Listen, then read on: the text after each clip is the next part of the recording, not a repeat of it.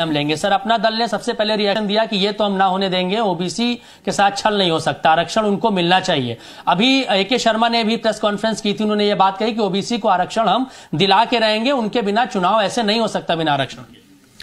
देखिए, माननीय प्रधानमंत्री श्री नरेंद्र मोदी जी, हमारे गृह मंत्री जी आदरणीय अमित शाह जी के नेतृत्व वाली जो सरकार है वो हमेशा से पिछड़ों के हितों के लिए प्रतिबद्ध है।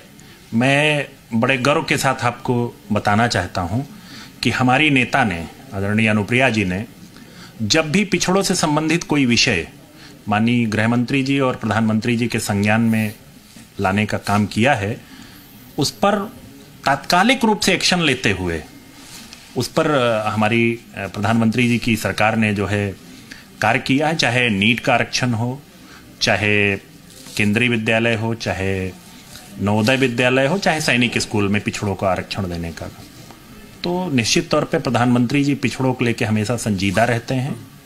और ये जो निर्णय आया है माननीय न्यायालय का, इस पर भी पिछड़ों के हित पे ही आगे कार्रवाई होगी, पूरा विश्वास है। लेकिन सर, आप प्रधानमंत्री जी की बात कर रहे हैं, लेकिन अगर यूपी में हम सीएम योगी आदित्यनाथ की बात करें तो उनका खिलाफत करने के लिए अखिलेश यादव का ट्वीट आया है, शिवपाल सिंह यादव का ट्वीट आया है कि पिछड़ों का आरक्षण ये लोग खत्म करना चाहते हैं। सरकार की तरफ से सही तरीके से दलीलें नहीं रखी गई, अपना पक्ष कमजोर कर लिया, जानबूझ के ऐसा किया गया है।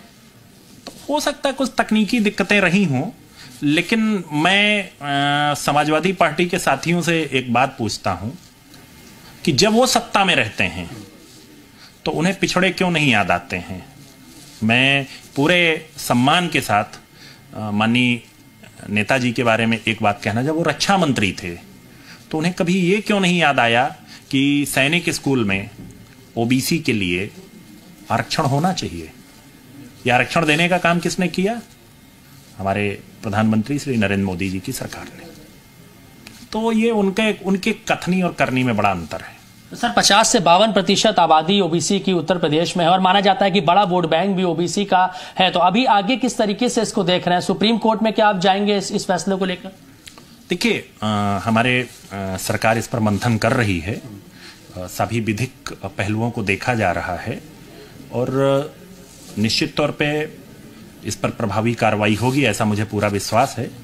और हमारी पार्टी पिछड़ों के हितों के लिए जो भी जरूरी कार्रवाई होगी या जो भी जरूरत होगी वो जरूर करेगी। सर, ट्रिपल टेस्ट का जो फॉर्मूला अपनाया गया है उसके बाद एक बार फिर से संशोधन करके लिस्ट जारी होगी और कहां पे आरक्षण ओबीसी को देना है, उसमें अभी जो आरक्षण दिया गया 27% के हिसाब से कहीं कोई कमी आती है?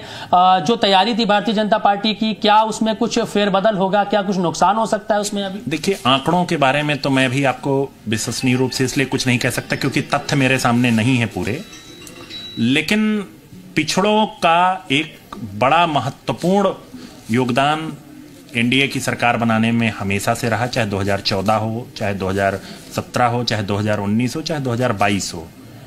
तो उनके हितों की रक्षा हमारी सबसे पहली प्राथमिकता है और उसके लिए हमारे प्रधानमंत्री जी प्रतिबद्ध हैं, हमारे मुख्यमंत्री जी प्रतिबद्ध हैं और मुझे पूरा विश्वास है कि ये जो फैसला आया है इसके सभी विधिक पहलुओं की जांच करा करके पिछड़ों के हितों की रक्षा हमारी सरकार पूरी तत्परता के साथ करेगी। देखिए, बिल्कुल